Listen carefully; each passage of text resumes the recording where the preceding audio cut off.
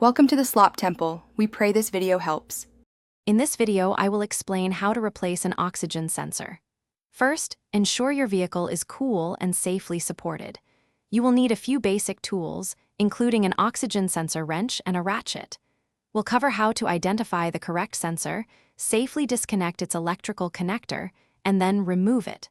Finally, we'll guide you through installing the new sensor and reconnecting everything properly.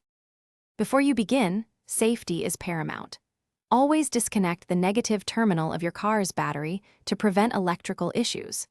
Make sure the engine has completely cooled down to avoid any burns from hot exhaust components. You'll need an oxygen sensor-specific wrench or socket, a ratchet, and possibly some penetrating oil to loosen stubborn sensors. Having a jack and jack stands for safe vehicle elevation is also crucial. Now, let's get to removing the old sensor. First, locate the faulty oxygen sensor. There might be more than one. Gently press the tab and pull to disconnect its electrical connector.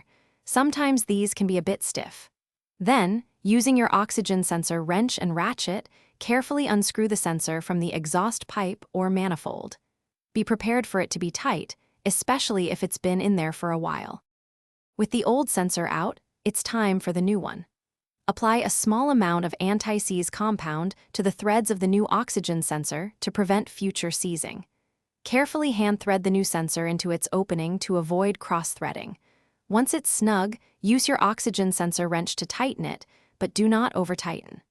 Finally, reconnect the electrical connector and the negative battery terminal. Thanks for watching. Consider subscribing if we helped you.